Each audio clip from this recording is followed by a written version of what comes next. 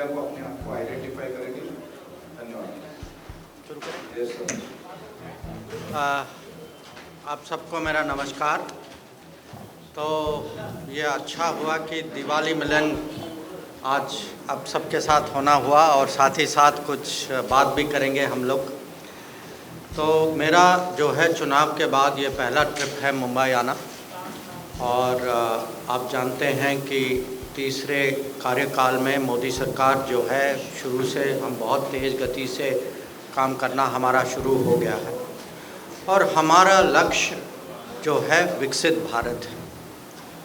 पर विकसित भारत होने के लिए हमें जो है विकसित महाराष्ट्र भी चाहिए, और हमें विकसित महाराष्ट्र इसीलिए चाहिए कि अगर आप देखें आज़ादी के बाद इंडस्ट्री हो या टेक्नोलॉजी हो, लॉजिस्टिक्स, पोर्ट्स हो, एयरपोर्ट्स हो, टैलेंट हो, ये जो है इसमें महाराष्ट्र का योगदान जो है नेशनल डेवलपमेंट, मैं कहूँगा भारत के सब स्टेट्स में से हर समय ये एक लीडिंग स्टेट है।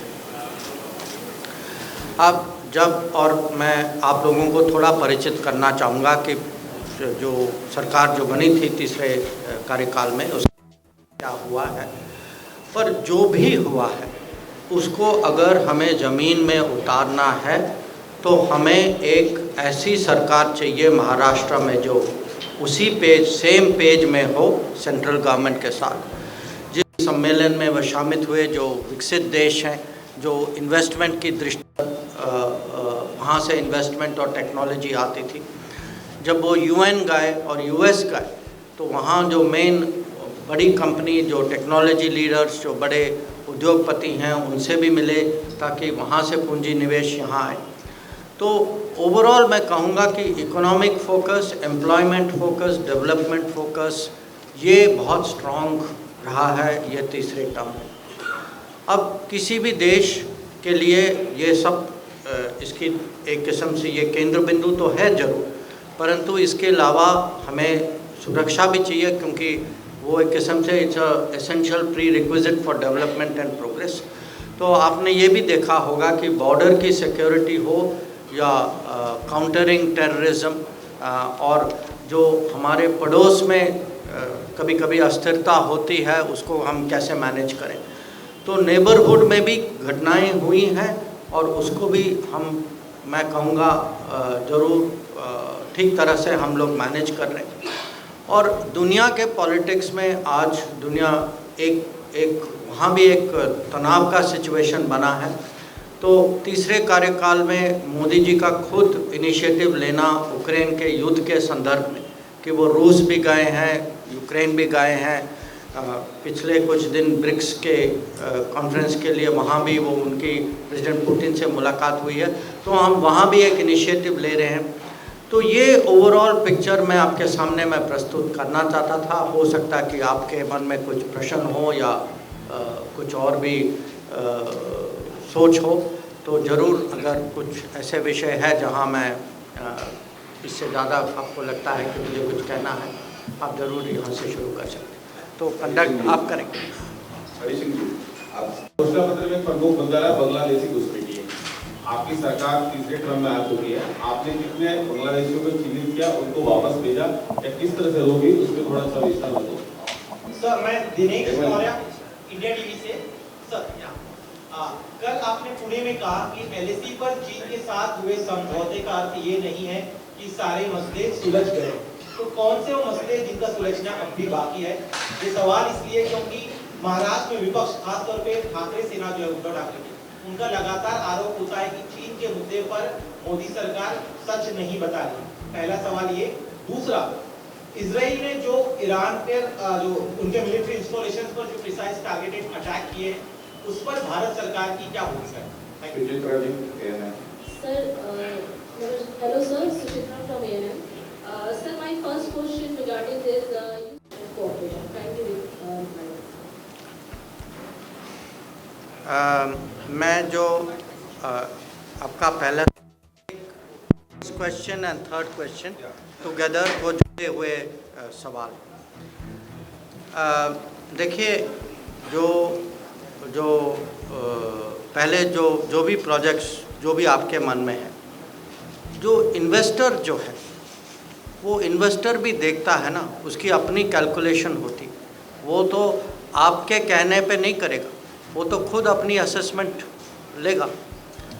तो जब इन्वेस्टर देखता है कि राज्य में कोई परफॉर्मिंग सरकार है तो विश्वास करता है, जब उसको सरकार की एफिशिएंसी पे शक है तो थोड़ा दूरी रहता है। तो जो सफलता होती है उसका कारण होता है। अगर प्रोजेक्ट्स नहीं आए तो आपको देखना चाहिए कि सरकार किसकी थी, क्यों थी, इन्वेस्टर के मन में क्या शक था। तो कभी कभी जब परिणाम मिलते हैं, परिणाम के कारण भी होते हैं, कभी कोई लुढ़क जाता है उसके भी कारण होते हैं। तो ये जो है कहना कि केंद्रीय सरकार का दोष है, मैं कहूँगा कि सबको एक किस्म से अपने मेरिट्स पे भी थोड़ा सोचना चाहिए कि केंद्र सरकार मैं देखिए पिछले 10 साल में देखिए, ये नहीं है कि हर प्रोजेक्ट जो है भाजपा के राज्य सरकारों में ही आया, कुछ हैं जो दूसरे सरकारों में गए, पर ये मैं ज़रूर कहूँगा कि सरकार की राज्य सरकारों की मेरिट पे लोग जाएंगे, और जो जितना राज्य सरकार केंद्र सरकार के साथ अलाइन होगा, इन्वेस्टर को उतनी कॉन्फिडेंस बढ़ेगी, ये तो स्वाभाविक है। और जो मैं और सीधा थर्ड पे आता हूँ, तो योर क्वेश्चन, यू नो, विकसित Bharat, Maharashtra, in a way your question is what is contribution which Maharashtra can. Look, Maharashtra is the most industrialized state of this country. It has a long history of getting foreign investment. As I said, you know, you look at the factories, at the technology, at the research, at the quality of people and the environment. It is all there. But today there are many new possibilities. I will only give you one example because I can talk at length. There is a Mediterranean to Europe. It is today the most talked about connectivity corridor in the world. Everybody thinks is, you know, because it will in a way go around the Suez Canal. It will have different efficiency because shipping has a big problem nowadays. Where will be the main Indian interface be? State of Maharashtra. Therefore, where will the maximum investment on ports and logistics come? State of Maharashtra. If ports come, what will you need? You will need roads and railways. Where will they come? State of Maharashtra. So, I am giving you this as an example. See, Maharashtra has very strong history. It has very good, very, I would say, very important geography also because of the sea coast. So today investors are very interested. You know, even recent meetings we have had, when we had many hundreds of German companies came with German Chancellor this week only. When we were discussing among them, you know, many of them have actually come to Maharashtra. But they will take, at the end of the day, what is in investors' mind? Quality of governance, alignment center and state. Ground. So I think this will, you know, there is a lot today which Maharashtra can gain from this situation. So I'll your question, right? तो आपका सवाल था कि अभी जो मैंने कहा कि 21 अक्टूबर को जो सहमति जो बनी थी, सहमति इस बात पे बनी थी कि दो जगह माने देपसांग और देमचोक जो लद्दाख में सबसे माने सबसे नॉर्थ में है, वहाँ जो पेट्रोलिंग पे जो पहले जो बाधाएं लगी थी, अब उस पे सहमति बनी है और उस जगह में 2020 की जो पेट्रोलिंग जो थी पहले, हमारी अपेक्षा है कि उसी पेट्रोलिंग की स्थिति में हम लोग वापस जाएंगे। अब आप इसमें थोड़ा इम्प्लीमेंट करने में थोड़ा समय तो लगेगा, वो स्वाभाविक है। आप पिछले दिनों में रोज़ देख रहे होंगे, सोशल मीडिया में भी देख रहे होंगे कि घटना माने रिपोर्टें आ रही हैं, सूचना है कि क्या जो परिवर्तन जो आ रहा है, तो हम उस दिशा में जा रहे हैं।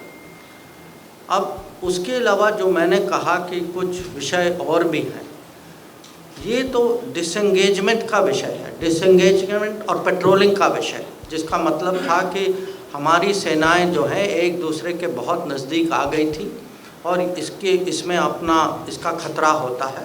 तो लोग जो हैं वो अपने कैंप में वापस गए हैं और जहां पहले पेट्रोलिंग की जो स्थिति जो थी देपसांग और डेमचौक में, वो अब वही स्थिति हमारी अपेक्षा है कि वो वापस आएगा। इसके अलावा ये अगला स्तर जो है वो डी एस्केलेशन का है। डी एस्केलेशन का मतलब है कि दोनों सेनाएं काफ़ी बड़ी मात्रा में हथियार के साथ उस क्षेत्र में आए हैं। तो वो हम उसको कम नहीं करेंगे जब तक हमें विश्वास नहीं है कि उनके यहाँ भी वो ऐसी डिसीजन हो। तो ये मिलजुल के बात करने से ही होगा, इस पे भी हमें सहमति बनानी होगी। तो अभी जो मैं कहूँगा, हम डिसएंगेजमेंट को इसका कंप्लीशन ये पहला चरण है। इसके बाद डी एस्केलेशन की बात करेंगे और उसके बाद सीमा को कैसे मैनेज करें, क्योंकि पेट्रोलिंग बाद में पेट्रोलिंग होगी, उसको भी उसकी अपनी प्रक्रिया होती है, अपने रूल्स होते हैं। तो कैसे पेट्रोलिंग स्थिरता के साथ पेट्रोलिंग कैसे करें, उस पर भी बात आगे होगी। तो वो आगे का विषय। जो ईरान इजराइल के बीच में अभी जो घटनाएं हुई हैं, इस पे कल हमारे प्रवक्ता ने एक बयान दिया है, तो मैं कहूँगा उसको आप ज़रूर देखिएगा। और जो आपका सवाल जो है टेररिज्म के बारे में, देखिए मैं मुंबई में हूँ, एक किस्म से देश के लिए और मैं कहूँगा दुनिया के लिए ये काउंटर टेररिज्म का सिंबल है ये शहर। जब हम यूएन सिक्योरिटी काउंसिल के मेंबर थे, तो हम जो हैं काउंटर टेररिज्म कमेटी के अध्यक्ष थे और वो काउंटर टेररिज्म सिक्योरिटी काउंसिल की मीटिंग हमने पहली बार भारत में की, वो मुंबई शहर में की और हमने उसी होटल में किया जहां आतंकवाद का घटना हुआ था। तो हमारा मैं कहूँगा कि दुनिया जब देखती है कि टेररिज्म के इस चुनौती के सामने who is standing strong, who is standing firm, who is standing clear, people say India. We are today, I would say, leaders in fighting terrorism. So we have to be very clear in this country.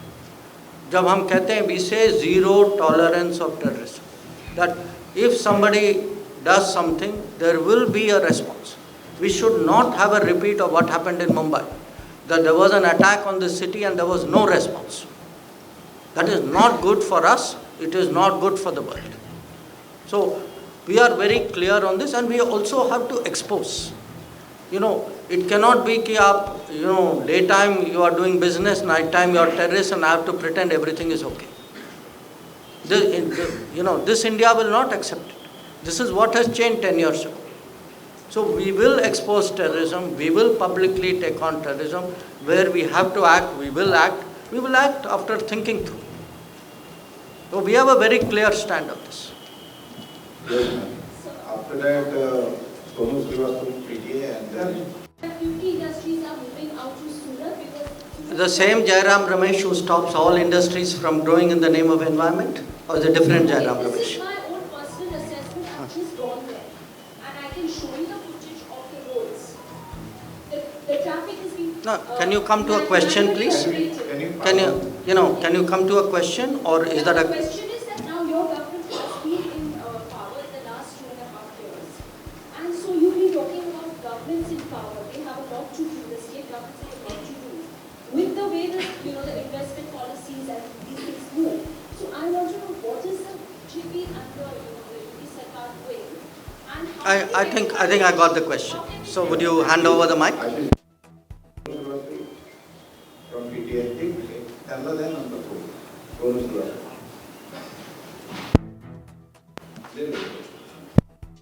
बाद में है वही BJP has been उसके बाद expecting to be implemented in this term.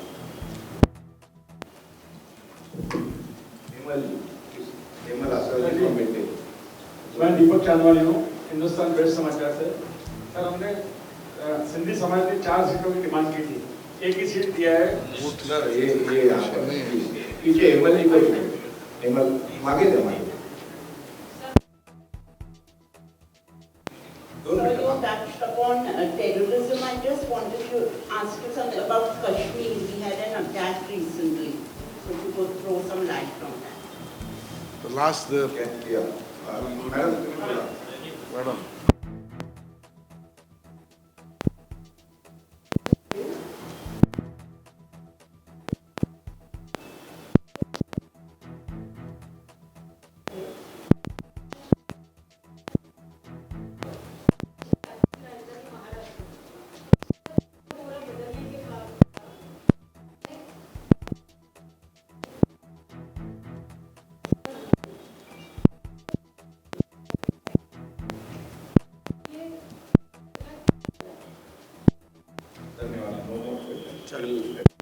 See, the first question, comment, whatever you call it.